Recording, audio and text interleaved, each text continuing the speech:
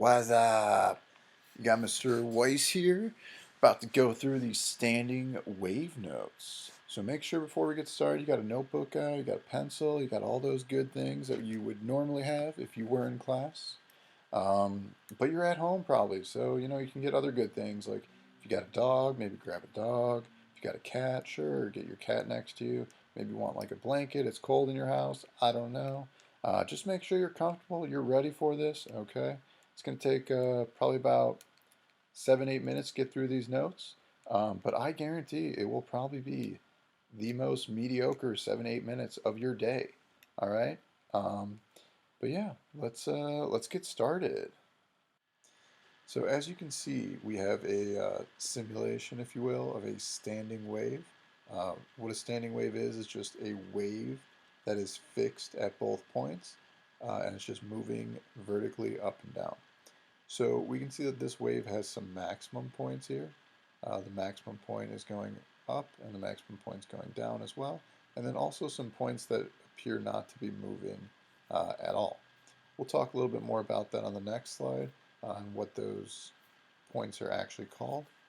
But if we want to look over the definition that we have here, we're just going to say that a standing wave is a forward traveling wave that interferes with reflected waves in a medium and creates constructive, those that would be those maximum points and those minimum points of interference at some, and then also some destructive. So the destructive are when we don't notice any vertical displacement. So that would be those red dots right there. In addition, this is going to happen at the natural frequency, of the medium/object and multiples of that natural frequency. We can refer to this as harmonics, okay? And harmonics are just something that happens at multiples of the natural frequency. All right, so let's move on to the next slide. So again, we're talking about waves on a string, except we're going to talk more about these parts that are moving up and down and appear to not be moving at all. Before we get there, though, we have to talk about what boundary conditions are. Boundary conditions are the ends of the string. So some points, those are closed, meaning that if it's closed and we have like a pole here, so we fix it to that pole, there's going to be nodes there. In this case, these aren't fixed to the poles. They're able to freely move up and down, which is why, since it's free at the end with the boundary conditions, these would be considered opened in this simulation.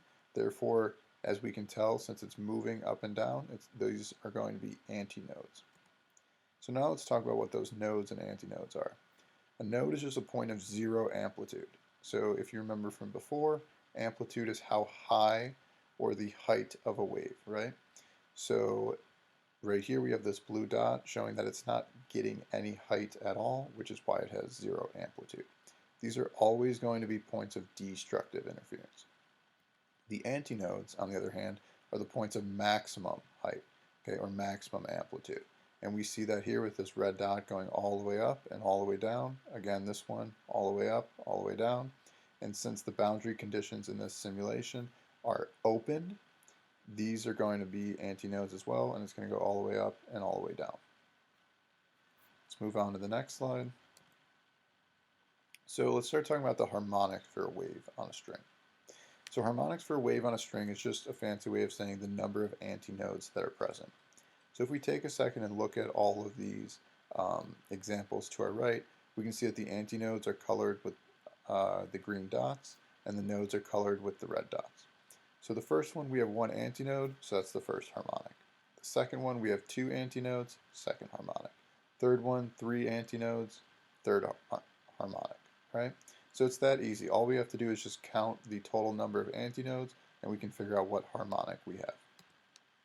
Moving forward, though, the reason why this information is relevant to us is because it's a way for us to actually find out the wavelength, and we can compare the length of the strings and how many waves are captured on it to do that. And we're going to show that in the next slide in just a sec. So here's our last slide. The last slide, like I said, is going to talk about how to actually calculate those wavelengths and possibly the length of the string, depending on what variable you're given. So for the first harmonic, we can tell right here, it doesn't have a full wave on it. It has a half of a wave. So our equation is going to be 0.5 times the wavelength is equal to the length of the string, which makes sense. This, from the red dot here to the red dot there, is the whole length of the string. The 0.5 means that we have half of a wave, which we can see here, half a wave, because one antinode is equivalent to half of a wavelength. So we get 0.5 times wavelength is equal to the length of the string. Now, if we look at the second harmonic, we notice that we have two antinodes.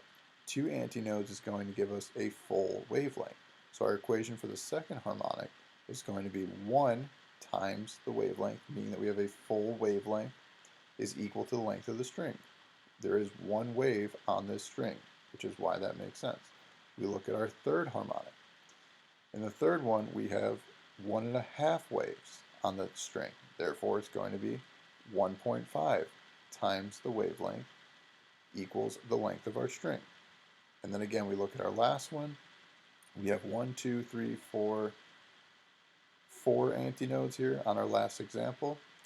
With the 4 antinodes, that's going to give us 2 total waves. Therefore, our fourth harmonic is going to be 2 times the wavelength, as in 2 waves equal the length of that string.